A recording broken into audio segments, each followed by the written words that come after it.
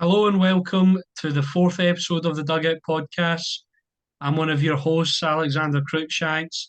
Today I'm only joined by one of my co-hosts, Laurie Finlayson, as Ethan is away on holiday. He's ditching us. But I'm here with Laurie today to recap the Champions League final. But first of all, how you doing, Laurie? I'm good. I'm a bit jealous of Ethan, who's away sunning himself. But then, to be fair, I can't really say anything considering it's what less than a fortnight before I jet off. So, Oh bit yeah, jealous, yeah. You're going bit to jealous watch of the Ethan. Tartan Army in the Euros? Yeah, and may well regret my life choices. I don't know, but off to watch Scotland open a major tournament, which is something to look forward to for now. But I mean, I'm getting less and less confident in how we'll actually do by the day with the injury news coming in. But anyway. Yeah, yeah. Um, but we're not here to talk about Scotland today. I'm sure we'll get to that in later shows closer to the time as well. But yeah, we're here to discuss last night's Champions League final. Borussia Dortmund versus Real Madrid. Real Madrid, 2-0 winners.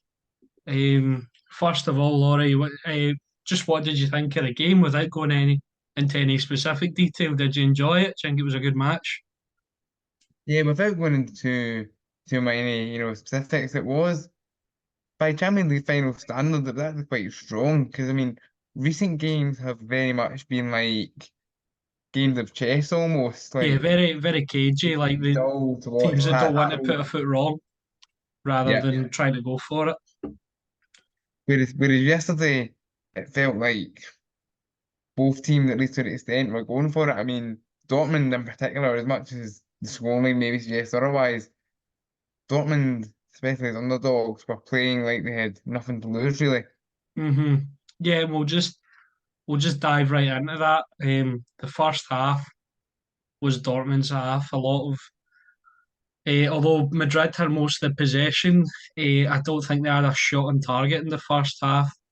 And Thibaut Courtois was called into action a few times, and Dortmund will probably regret not taking their chances. One that instantly springs to mind is Adeyemi. Uh, Maybe. Made a beautiful run and behind.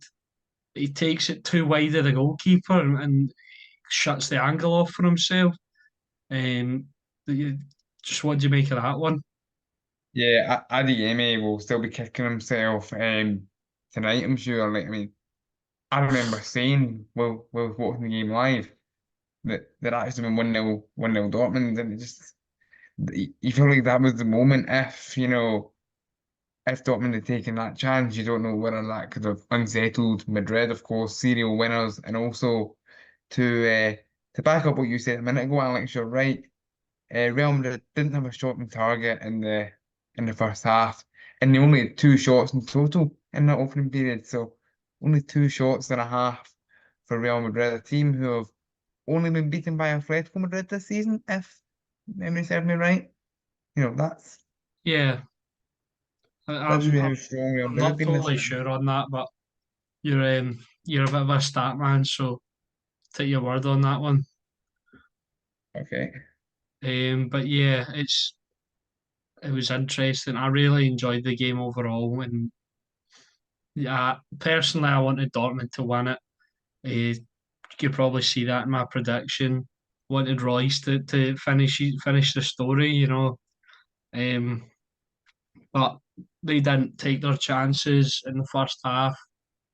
Courtois made some great saves. I think there was one from it was the shot from Adeyemi, and then Fulkrug was like too far behind it to try and nod it back in.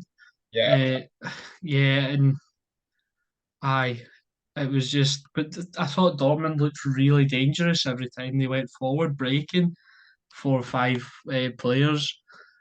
Uh, I thought in the first half, Adeyemi gave Carvajal some issues. I think he shored up a bit in the second. Um, Mendy was struggling a little bit. I thought with Sancho and Ryerson running at him. So they were really the better team in the first half. But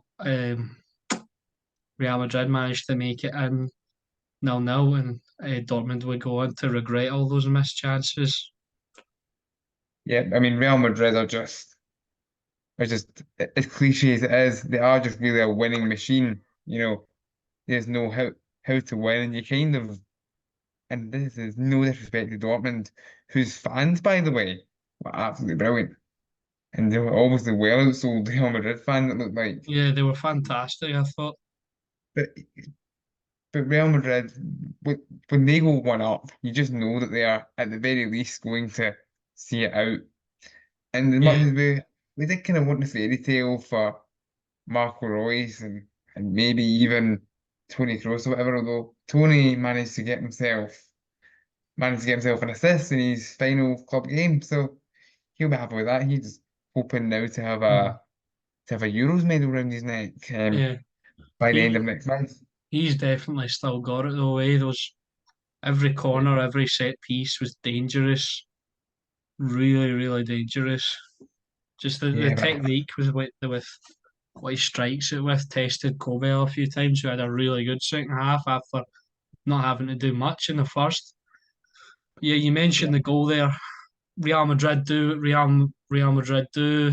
Um, they scored off. It's kind of funny because in a way you wouldn't expect them to score Danny Hart Carvajal header, but at the same time it feels so Real Madrid. They just whatever way they just find that way, you know. abs absolutely. I mean, and again, Carvalho is probably one of those kind of understated players that no one really ever thinks of.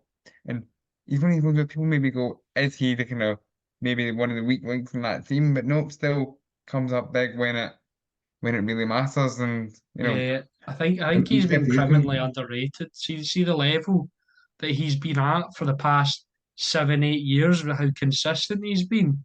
It's ridiculous, and yeah. he's not talked about enough. I think in the conversation, he's one of the best right backs I think we've seen. I was going to say like in um, I know we've debated about right backs before, but if you were to have that conversation, maybe good for a future episode, to have debates around, things like the best right back or whatever, because he's not someone that comes to mind, but he's just someone who does his job so well that he slips from the radar almost. Yeah, yeah. Um, you don't notice him because he's always doing well. The only time you notice him is if he has a bad game, and he very rarely does. Um, Yeah. except when Kieran Tierney skinned him. But anywho, uh, we'll move on from that. A wee bit of getting a wee bit of Scotland glory in there. Yeah. But yeah, and then Dortmund pushing. They look. I thought after the goal they looked deflated, but they were still in it. There was still time left. And then Ian Matson, Oh, what was he thinking? I just don't know. Just it's straight just to Bellingham, and then Bellingham picks out Vinicius Junior. Who's not going to miss from there. yeah. It was just one of those moments for Ian Matson where they were wanting the ground to swallow him up. Just, oh. I mean, in fairness to Matson though, he's someone who's a quite a kind of quick kind of progression in his career, from Burnley, I can't entirely think where he started, but then he was at Chelsea, and then obviously he was on loan. He Burnley, was on loan at Burnley, as you say. Burnley players get Burnley results, Laurie. Well, okay, that was a comment I made in our little group chat last night. I mean, if anything, as you were saying about getting Scotland glory in there, that was in our slight Scotland whip. It kind of come from a Kilmarnock allegiance because quite often, if Steve Clark doesn't do all that well, but even if he does well, you will see on Twitter, Kilmarnock manager gets Kilmarnock results. hmm Sometimes Kelly fans like to put it out there after Scotland have won, just to take the mick a wee bit, but obviously Yeah, rival fans like to take that one the other way. But in fairness, it was quite harsh on Ian Matson because he's had quite a bit of good rain in season. his career so far and a good season, and he was unlucky not to make the Euros squad in the end. Yeah, definitely. Yeah, and you've got a feel for him as well. But one thing I thought it was a bit of class. You saw after when they were panning to the camera to him, Royce was up at him saying it's all right, mate, and I thought that was a bit of a touch of class from a veteran who, as he's leaving Dortmund, it's his last chance to win the title, the club he loves. And Yeah. this guy's all probably just giving it away for him, but he's there consoling him because he knows what it is to have that feeling to feel like it's on you, and he's just making sure the next generation stay resilient because Matson's a quality player, and yeah, Marco, I thought that was a touch of class from Marco Royce, definitely. Yeah, it really was. I didn't actually pick up on that. That's a good spot, Alex. And that really is a touch of class. And if you see experienced pros like Marco Royce doing that, especially in those circumstances, there'll come a point where Ian Matson is that experienced player that people lean Hmm. on, and he'll think back to that time when Marco Royce, did it to him. So that'll help Matson both, as a player and probably even as a person as well. Definitely, definitely. So at the end of the day, Real Madrid pick up their 15th Champions League. Ridiculous. Do you know what's kind of crazy as well? See, the second most is AC Milan. With seven, Carlo Ancelotti's won the same amount of Champions Leagues as AC Milan have. Obviously, I think he won one with them, but Yeah, I'm gonna say it's he's still, he's equaled them. yeah, it's unbelievable that and more unbelievable when you think about it. What, maybe 2 years ago, 3 years ago, he had a wee stint managing Everton somehow. Yeah, that was mental. But see, Carlo Ancelotti. We talk about Fergie, we talk about Mourinho, we talk about Pep, even Klopp has been floated. Whereas I don't feel like Ancelotti gets talked. Does Real Madrid like exist in their own bubble? Like, and people will just go, "Oh, that's just Real Madrid." Because seven Champions Leagues can't be overlooked from a manager. Is he in the all time conversation? I would say he's got to be, and I'm maybe going to come up with something quite controversial here, but I would, I would personally put him above Jurgen Klopp. Maybe that's something. Maybe put it online for anyone that follows us on the Twitter at the Dugout 2024. Who do you think's the best, manager of all time? Obviously, they're saying the likes of Sergei and Mourinho are up there, and obviously you could go back, like maybe I don't know, Bill Shankly and the likes. But Ancelotti's got to be up there considered in that kind of Klopp, Mourinho kind of bracket.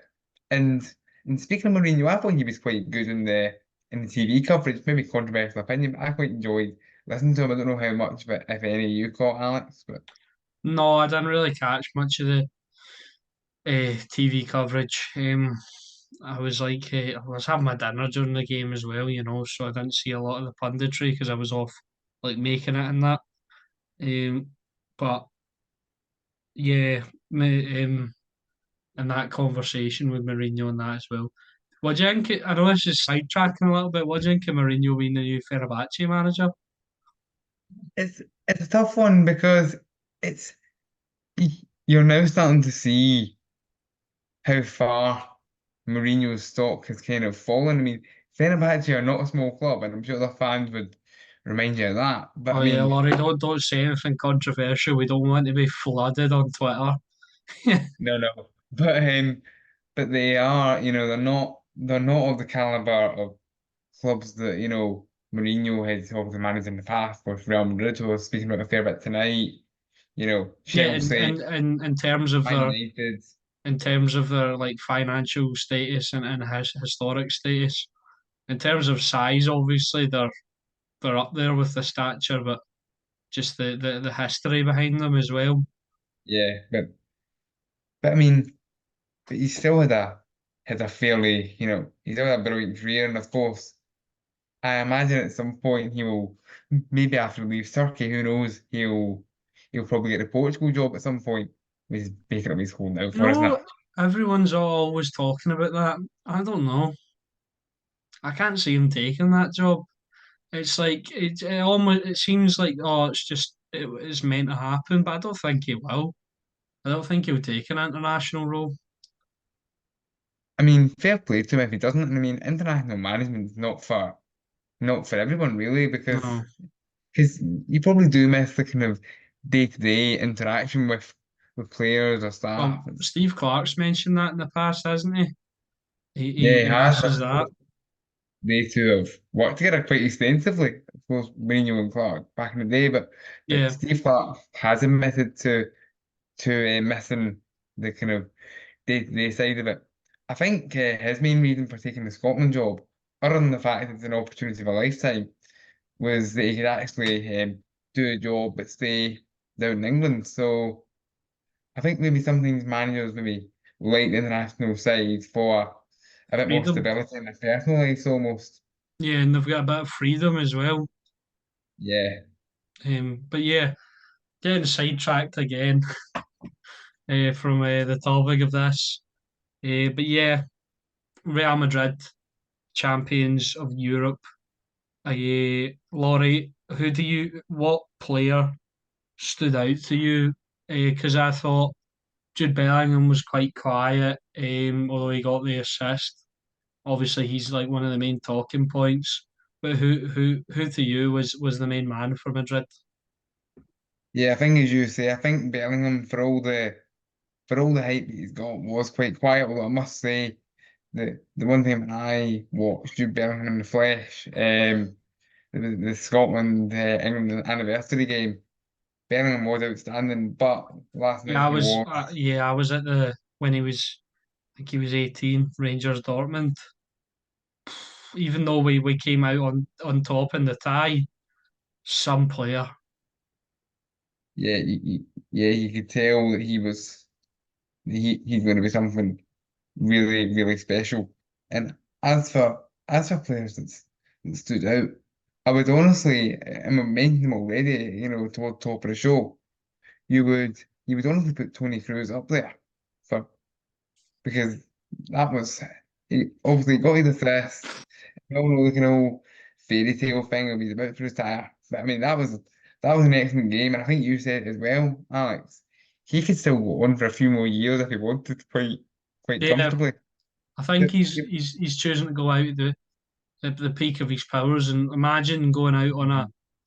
well he's going out on a La Liga UCL double and he could go out on an international trophy, which is a high possibility with it Yeah. being in Germany as well. So yeah, I thought he was one of the standouts definitely for me. Um, I thought I mentioned it earlier. I thought Carvajal was quite decent in the second half. He was good doing a lot of the dark art stuff as well, a lot of the wind up, just slowing the game Yeah. down. And there was a couple of times where he wound up. I think it was Adeyemi actually, and hmm hmm you Um, see they two were going at it. yeah, uh, I thought Nicholas Fulkrug didn't have a bad game. Um, And not at all. Another one who was unfortunate not to get on the score sheet for the black and yellow, but yeah, I thought he was quite good at the air, and his link-up play was decent. Um, yeah, obviously, I think you have to talk about Vinicius Junior as well. He wasn't great the whole game, but just some of his moments. That there's that skill move where he just stops it and puts it through Ryerson's legs and then runs around them. That's mental. it's scary, isn't it? I mean, speaking of scary, what are this Real Madrid team going to be when Kylian Mbappe's in there? Yeah, and Hendrick's coming into the team as and well. Hendrick as well. I mean, Don't know.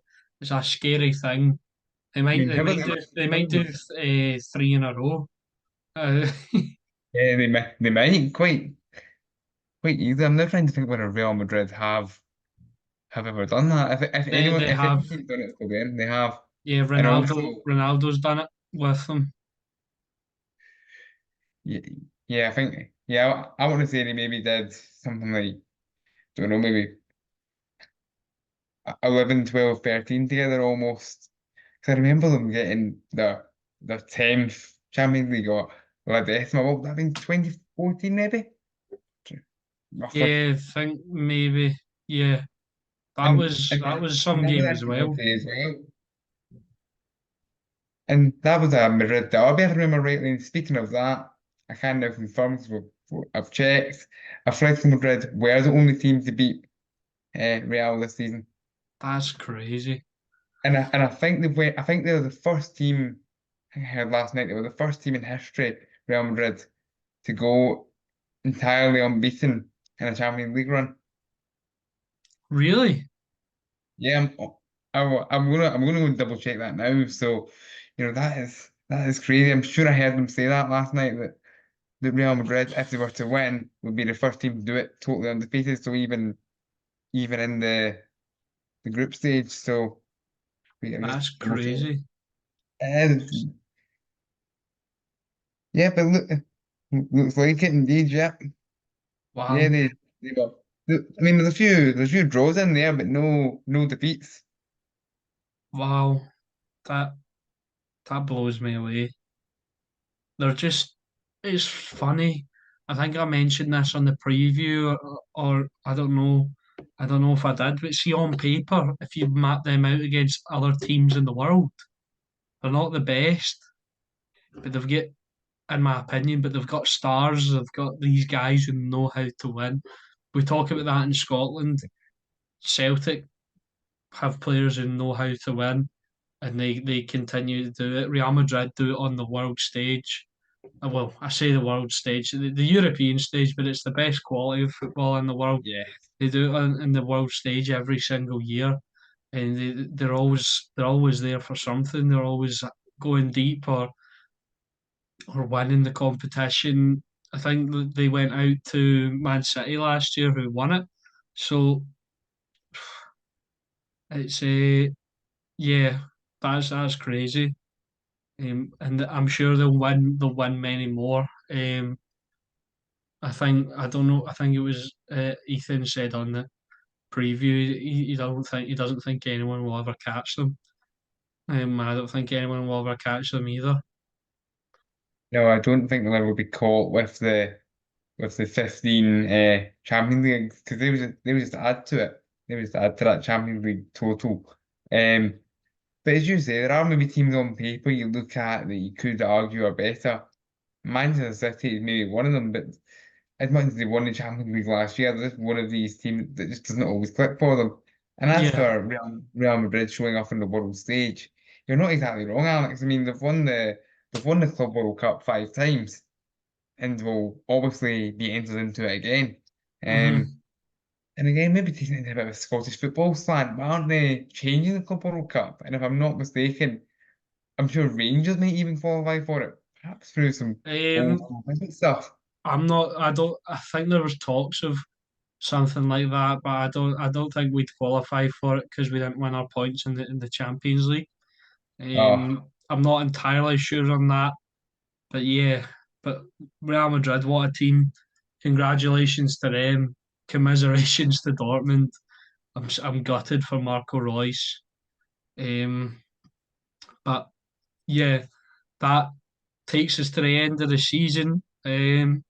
Although we've come in at a bit of an awkward time to start a podcast, but we're excited for the Euros coming up. A lot of transfer news. We'll be back midweek with another episode, a transfer special covering some of the rumours and signings in Scottish football. Hopefully, Ethan will be back with us then. Check us out on Twitter at the Dugout 2024. Thank you all so much for listening. Thank you to Laurie again for coming on and making this such an entertaining show. But yeah, thank you all for listening, and we'll see you next time.